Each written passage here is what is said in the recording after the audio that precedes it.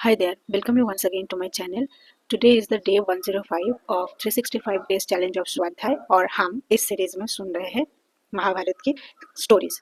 And आज हम शुरू करेंगे जरत्करु उपखंड। ये एक मुनि थे, उनके बारे में हम पढ़ेंगे जिससे हमें ये जानने को मिलेगा कि जन्मेजय ने सर्प विध्वंस यज्ञ क्यों किए थे। But before starting let me introduce my self. I am Swati, your study partner.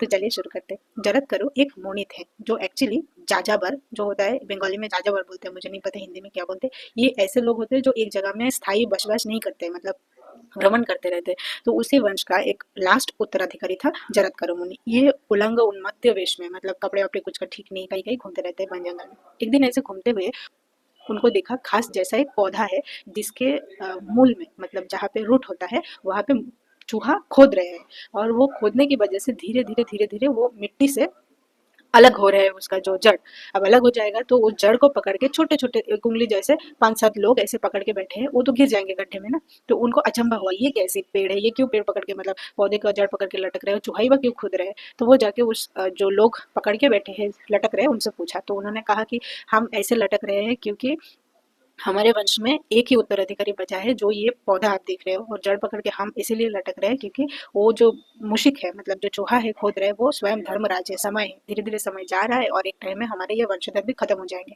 और तब हम पतित हो जाएंगे। मतलब पितृलोक में जो लोग रहते हैं उनको समय समय में जल पिंडदान मिलता है, ऐसा माना जाता है, ये उनकी स्थिति को अच्छा करते हैं, तो इसीलिए वो अपने दुख जाता है। तो जरत्करु ने पूछा, ऐसा कौन है आपका वंशज जिनको ये भी समझ नहीं है कि वंश आगे बढ़ाना होता है, नहीं तो पितृगण कैसे पिंड प्राप्त होंगे।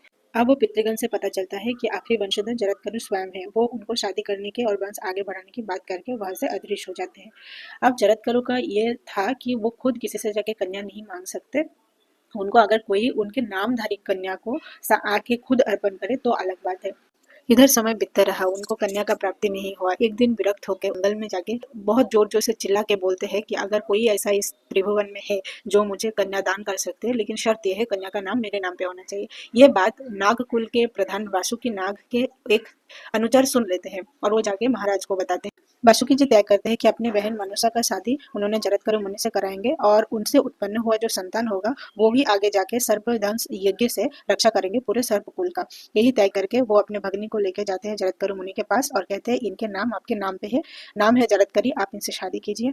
पर मुनि यहाँ पे भी शर्त रखते हैं कि कभी आगे चल के उनका बात का अन्यथा हुआ तो उनके भगिनी को उसी टाइम वो त्याग करके चले जाएंगे। इसी शर्त पर शादी हुआ। देखिए यहाँ पे हर एक कहानी एक से दूसरा इंटरलिंक है, तो आज यहाँ तक रहते हैं। आगे हम देखेंगे इन दोनों से उत्पन्न हुआ संतान होगा आस्तिक मुनि, उनके बारे में, और यज्ञ से कैसे वो सर्प कुल का रक्षा करते हैं उसके बारे में हम जानेंगे।